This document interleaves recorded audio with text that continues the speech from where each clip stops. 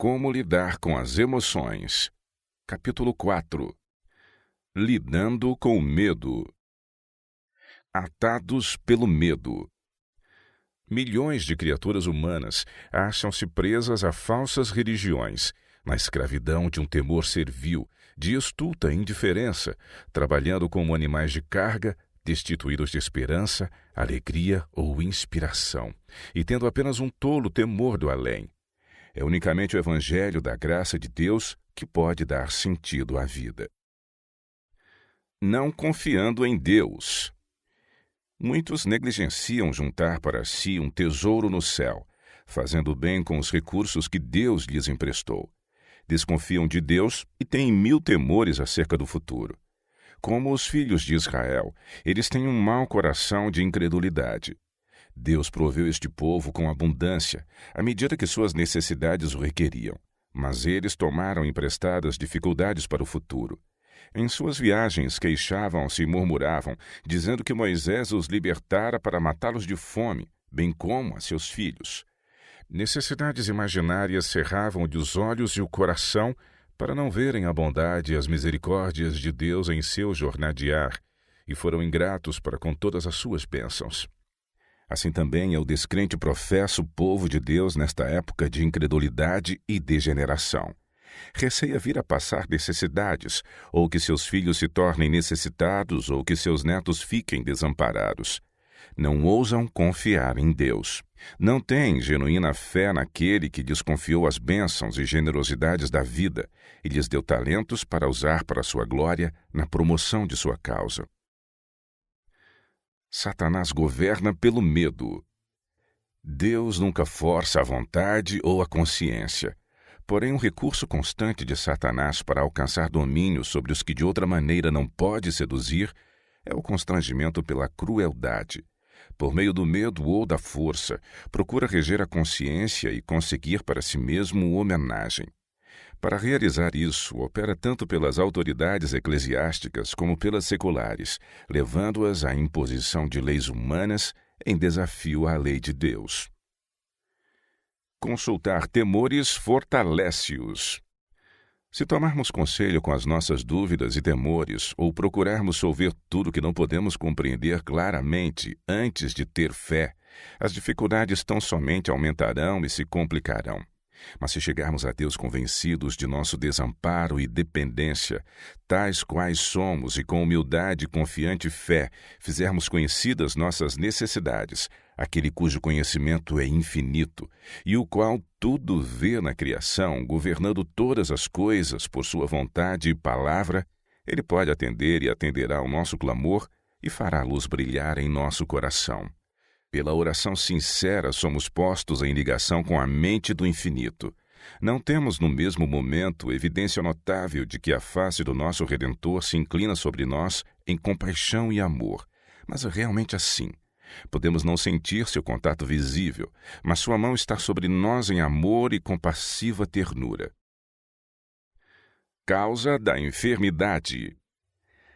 O que traz doença do corpo e da mente a quase todos são os sentimentos de descontentamento e as murmurações de quem está insatisfeito. Não tem a Deus, não tem aquela esperança que é como âncora da alma, segura e firme, e que penetra até o interior do véu. Hebreus 6:19. Todos os que possuem essa esperança hão de purificar a si mesmos assim como ele é puro. Esses se acham livres de desassossegar os anseios, murmurações e descontentamento. Não estão continuamente esperando o mal e aninhando emprestadas aflições. Vemos, porém, muitos que estão passando antecipadamente por um tempo de angústia. A ansiedade estampa-se em cada feição. Parecem não encontrar consolo e apresentam um aspecto de contínuo temor na expectativa de algum terrível mal. Temor não traz alívio. É necessário ter uma clara compreensão do Evangelho. A vida religiosa não é de melancolia e tristeza, mas de paz e regozijo unidos à dignidade cristã e santa solenidade. Não somos, por nosso Salvador, animados a entreter dúvidas e temores, nem perspectivas desanimadoras. Isso não traz alívio e deve ser repelido, e jamais alimentado. podemos ter regozijo inefável e glorioso. Como cresce a fé? O Senhor frequentemente nos coloca em posições difíceis para estimular-nos a maior aplicação. Em sua providência, às vezes ocorrem contrariedades especiais para testar nossa paciência e fé. Deus nos dá lições de confiança. Ele deseja ensinar-nos onde buscar auxílio e forças em tempo de necessidade. Assim obtemos conhecimento prático de sua divina vontade, de que muito carecemos em nossa experiência de vida. A fé se fortalece através do sério conflito com a dúvida e o medo. Medo revela incredulidade. Como Jesus descansou pela fé no cuidado do Pai, assim devemos repousar no de nosso Salvador. Houvessem os discípulos confiado nele e teriam permanecido calmos. O temor no momento do perigo revelou sua incredulidade. No esforço para se salvarem, esqueceram-se de Jesus, e foi apenas quando, deixando de confiar em si mesmos, se voltaram para ele que os pôde socorrer. Quantas vezes se repete em nós a experiência dos discípulos? Quando as tempestades das tentações se levantam, fuzilam os terríveis relâmpagos e as ondas se avolumam por sobre nossa cabeça. Sozinhos combatemos contra a tormenta, esquecendo-nos de que existe alguém que nos pode socorrer. Confiamos em nossa própria força, até que nos foge a esperança e vemo-nos quase a perecer. Lembramo-nos então de Jesus, o invocamos para nos salvar e não ficamos decepcionados. Embora reprove magoado, a incredulidade e a confiança em nós nunca deixa de nos conceder o auxílio de que necessitamos. Seja em terra ou no mar, se temos no coração o Salvador, nada há a temer. A fé viva no Redentor acalma o mar da vida, e ele nos protege do perigo da forma que sabe ser a melhor. Não manifestar temor ao enfermo. Os que tratam dos doentes devem compreender a importância da cuidadosa atenção às leis da saúde. Em parte alguma tem mais importância a obediência a essas leis do que no quarto do enfermo. Em nenhum caso a fidelidade às pequenas coisas da parte dos assistentes tem maiores consequências. Em situação de doença grave, a menor negligência, a mais ligeira falta de atenção às necessidades especiais ou perigos particulares do enfermo, toda a manifestação de medo, agitação ou impaciência, até uma falta de simpatia, pode fazer pender o fiel da balança que oscila entre a vida e a morte, e causar a descida à sepultura de um doente que de outra forma poderia ter se curado. Ofende o Espírito Santo. A fé toma a Deus em sua palavra, não buscando compreender o significado das aflitivas experiências que sobrevêm. Muitos há, porém, que possuem pouca fé. Estão continuamente temendo e tomando emprestadas aflições.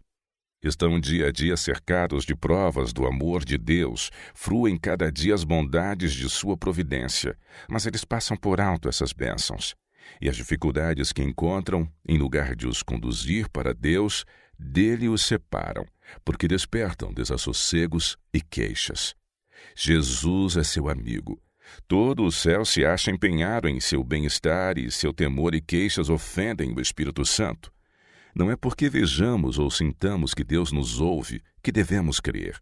Devemos confiar em suas promessas. Quando chegamos a Ele com fé, devemos crer que toda petição penetra no coração de Cristo.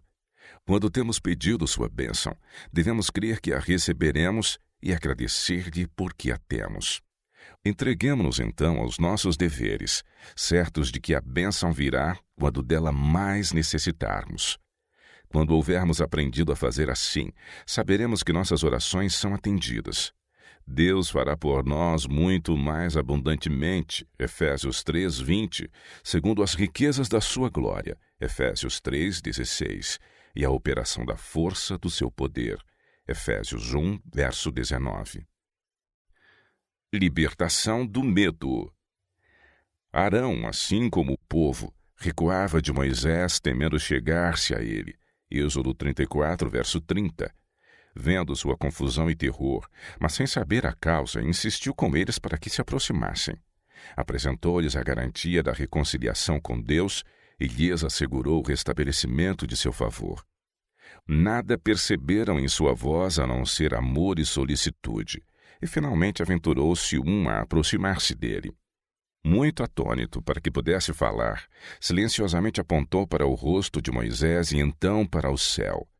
O grande chefe compreendeu o que queria dizer. Em sua consciente culpa, sentindo-se ainda sob o desagrado divino, não podiam suportar a luz celestial, a qual, se houvessem eles sido obedientes a Deus, tê-los-ia enchido de alegria. O medo acompanha a culpa. A alma que está livre de pecado não deseja esconder-se da luz do céu. Quando temeroso. Unicamente a percepção da presença de Deus pode banir aquele receio que faria da vida um peso à tímida criança. Fixe era em sua memória esta promessa: o anjo do Senhor acampa-se ao redor dos que o temem e os livra. Salmo 34, verso 7. Leia a maravilhosa história de Eliseu na cidade rodeada de montanhas, e entre ele e o exército de inimigos armados, uma poderosa multidão de anjos celestiais. Leia como o anjo apareceu a Pedro na prisão, condenado à morte, e como depois de passarem pelos guardas armados e as portas maciças e grandes portões de ferro com seus ferrolhos e travessas, o anjo guiou o servo de Deus em segurança. Leia acerca daquela cena no mar, quando aos soldados e marinheiros arremessados de um para outro lado pela tempestade, exaustos pelo trabalho, vigília e longo jejum, Paulo, como prisioneiro em caminho para o seu julgamento e execução, falou aquelas grandiosas palavras de ânimo e esperança. Agora vos admoesto a que tenhais bom ânimo, porque não se perderá a vida de nenhum de vós. Porque esta mesma noite, o anjo de Deus de quem eu sou e a quem sirvo, esteve comigo dizendo: Paulo, não temas. Importa que sejas apresentado a César, e eis que Deus te deu todos quantos navegam contigo. Atos 27, versos de 22 a 24. Com fé nesta promessa, Paulo afirmou a seus companheiros: nem um cabelo cairá da cabeça de qualquer de vós. Atos 27, 34. Assim aconteceu. Como havia naquele navio um homem por meio do qual Deus podia operar, todo o contingente de soldados e marinheiros gentios foi preservado. Todos chegaram à terra a salvo.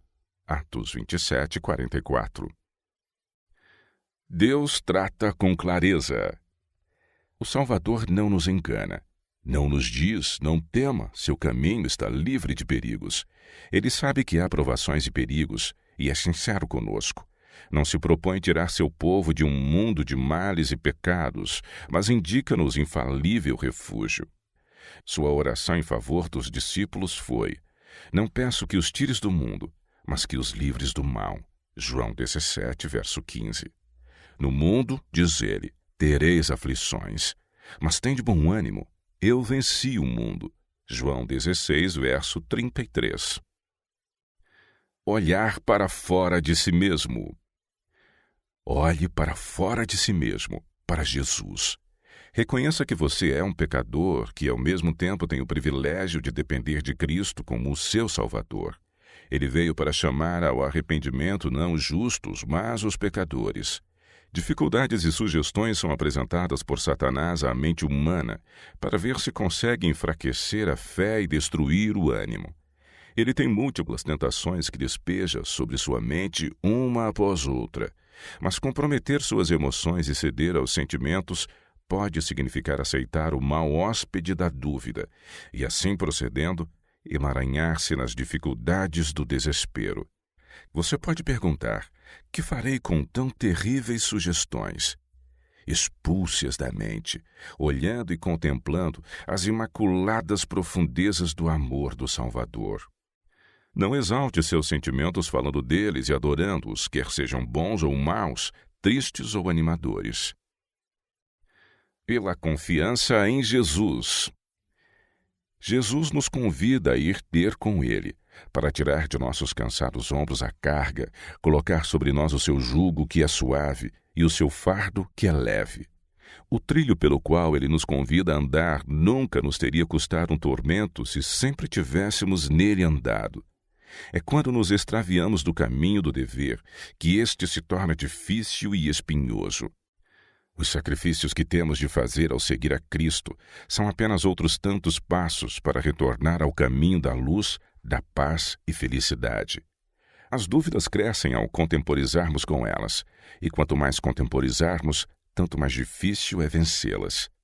É seguro largar todo o apoio terrestre e tomar a mão daquele que levantou e salvou o discípulo que se afogava no mar tempestuoso.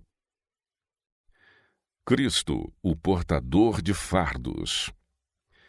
Exponhamos continuamente ao Senhor nossas necessidades, alegrias, pesares, cuidados e temores. Não vamos conseguir sobrecarregá-lo nem fatigá-lo. Seu coração amorável se comove com as nossas tristezas, até mesmo com a menção delas. Levemos a ele tudo o que nos causa incômodo. Coisa alguma é muito difícil para ele, pois sustém os mundos e rege o universo. Nada que de algum modo se relaciona com a nossa paz é tão insignificante que o não observe.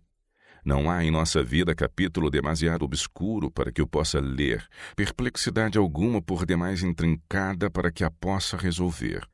Nenhuma calamidade poderá sobrevir ao mais humilde de seus filhos, ansiedade alguma lhe atormentar o espírito, nenhuma alegria possuí-lo, nenhuma prece sincera escapar-lhe dos lábios sem que seja observada por nosso Pai Celestial ou sem que lhe atraia o imediato interesse. As relações entre Deus e cada pessoa são tão particulares e íntimas, como se não existisse nenhuma outra por quem ele houvesse dado seu bem-amado Filho. Você deve trabalhar com cautela e observar períodos de descanso.